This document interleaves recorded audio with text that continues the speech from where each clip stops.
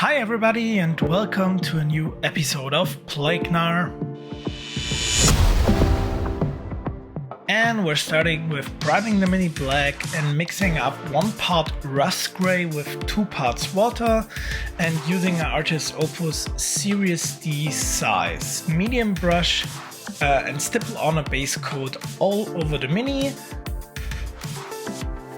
In this case, it took around 2 coats to fully cover the mini, and if you go for a thinner color, you could also create some deeper shadows and apply a 3rd coat instead of just 2 coats. Then we're heading on to Fenrisian Grey, and this is mixed down with 3 parts water and 1 part paint, so it's basically a little bit of a thinner mix in this case. And I did this for 2 reasons. Reason 1, Citadel colors with a high amount of white pigments result in most of the cases in a rough surface. And the second thing is I wanted as smooth transitions as I can get, because this is the last base color we applied to this mini.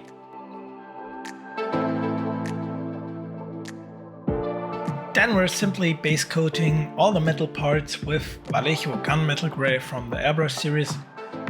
In this case, it's just the metal parts on the helmet, the bolter, the knife, and the backpack, of course.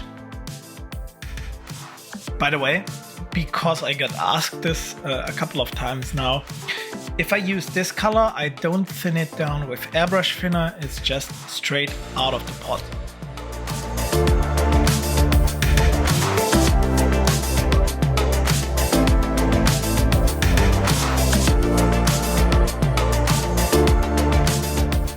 With Abaddon Black mixed down with 2 parts water to 1 part paint, we're then base coating the subsuit, the weapon casing, and the Space Wolf icons on the shoulder pads.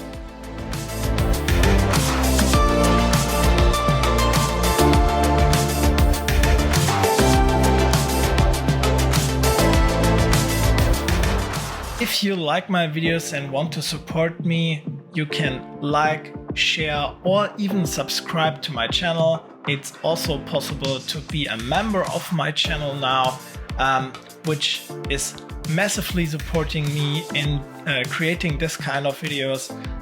You can also benefit from that by getting personal feedback on your paintings, personal tips, or even online painting sessions.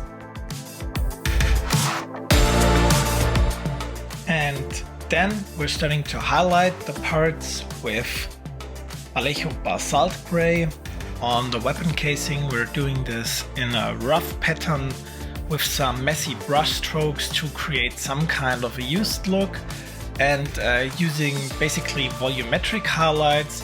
We're doing the same for the Space Wolf icons on the shoulder pads, and for the subsuit we're just doing a couple of edge highlights on the raised area.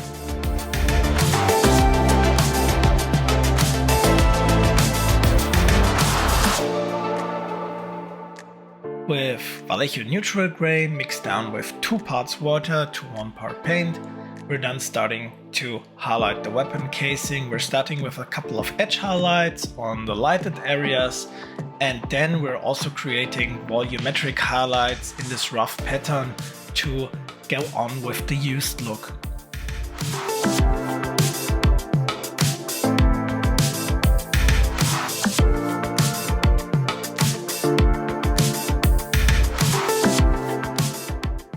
For the icons on the shoulder pads, we're following the same patterns. We're creating a couple of volumetric, messy highlights on the upper parts of these icons and highlighting all the edges around the icon. Don't worry about messy transitions, we will blend them in with some thinned down Abaddon Black. With Vallejo Pale Grey Blue, we're then just creating a couple of upper edge reflection highlights. So we're highlighting all the edges that will mostly catch the light on the icons, on the weapon casing, and the subsuit, of course.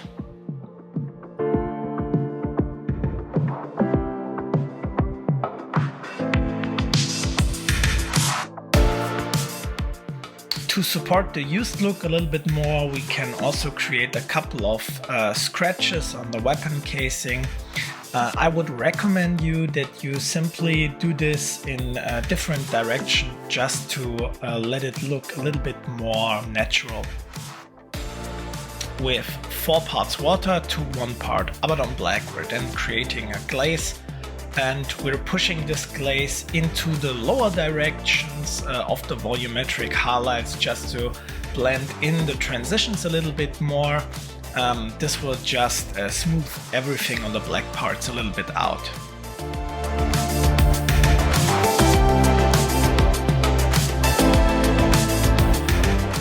To base coat the rune on the shoulder, the grip of the knife and the gemstone socket on the helmet, we're then mixing Pro Acrylic Copper with 1 part airbrush thinner, so 1 part color, 1 part airbrush thinner, and just quickly base coating all these 3 parts.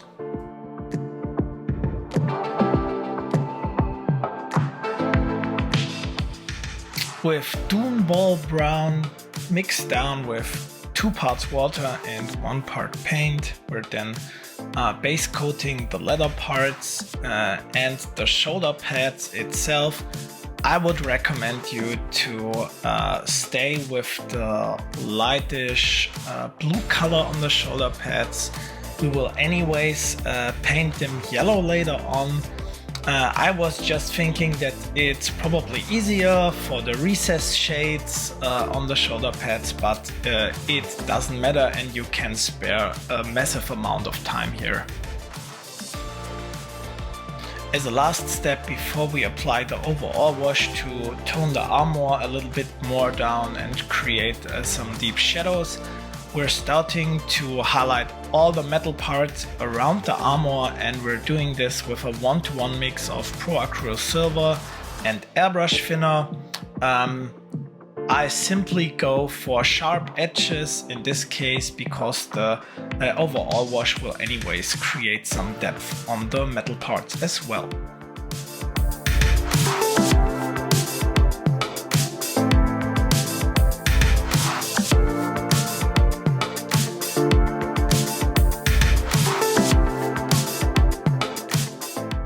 And we're mixing up an overall wash with 1 part Black Templar contrast, 1 part Ultramarines contrast and 2 parts contrast medium, and we're thinning this whole mix down with 2 parts water to get it a little bit more flowing.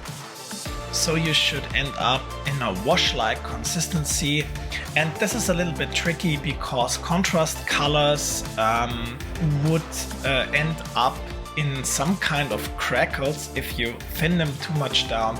This is why I provided you a little snippet where you can see the whole mix in the metal bowl.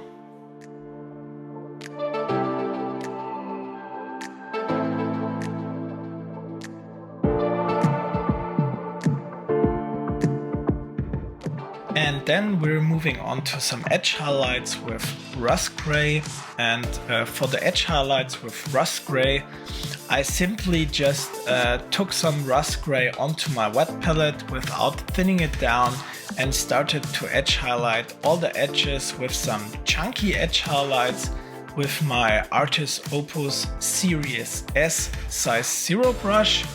I would recommend you also to go for a size 0 brush.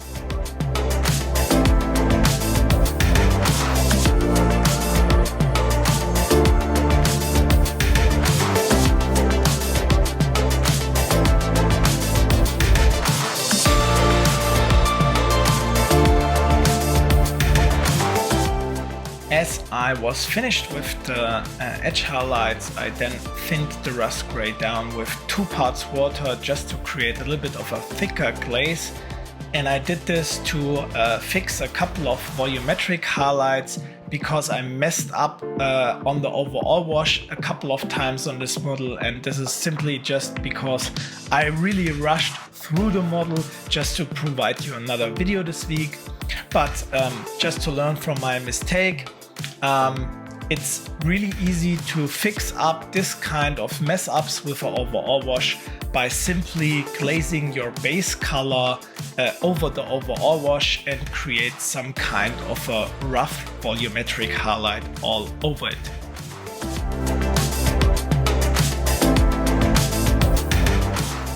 With pure Fenrisian Grey directly soaked into the brush from the wet palette, we're then creating a couple of light reflection highlights, and you should focus with the right reflection highlights on the upper edges of the mini and the edges that would mostly catch the light.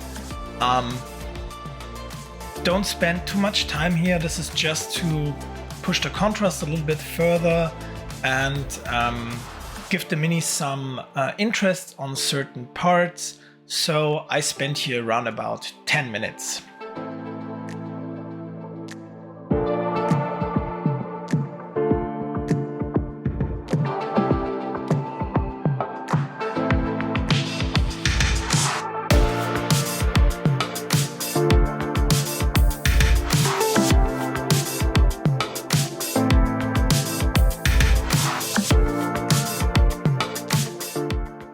With 3-to-1 mix, so 3 parts water to 1 part Avalanche Sunset, we're then highlighting the shoulder pads with volumetric highlights, and the mix is in this case also so thin because the Avalanche Sunset, basically all of the yellow tones of Citadel also have a heavy amount of white pigments in it.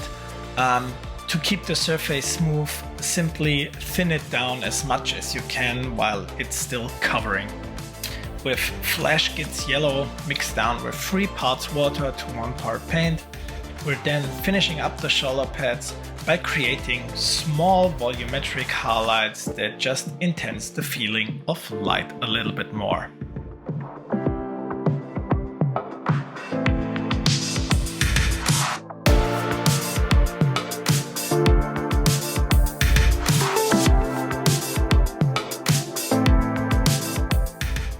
Just to finish up the small ladder part on the left shoulder pad, we're then using pure XV88 and create a couple of small edge highlights that should do the job. With Microsol, we're then preparing the surfaces and apply decals. And this is another part where I messed up because I added a real big wolf decal to the right leg, and the big problem with this decal was not that it was badly applied, it simply just did not fit into the lighting. Then we're finishing the decals up by overcoating them with Vallejo Gloss Premium Varnish just to cover them and integrate them a little bit more into the surface.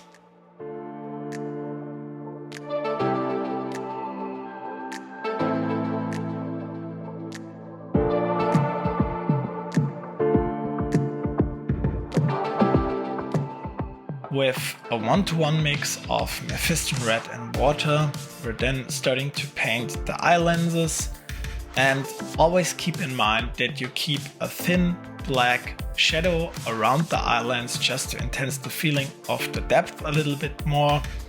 We're then using the same mix to base coat the gemstone on the helmet as well. With a 1-to-1 mix, so 1 part water, 1 part Eversun Scarlet, we're then painting in 2/3 of the lenses with this highlight color and the upper parts of the gemstone.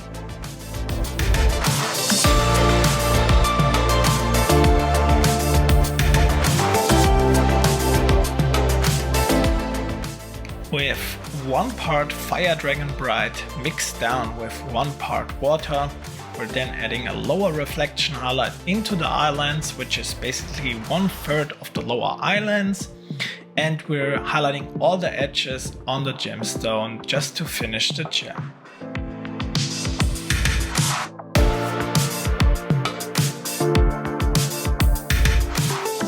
To finish up the eye lenses, we're adding an upper corner reflection highlight with Pro Acryl Bold Titanium White. And as usually, we're finishing this mini up with a full coat of Vallejo Premium Satin Varnish. And as you can see, I also fixed the lightning of the decal off cam. Thanks for watching, and I hope to see you soon.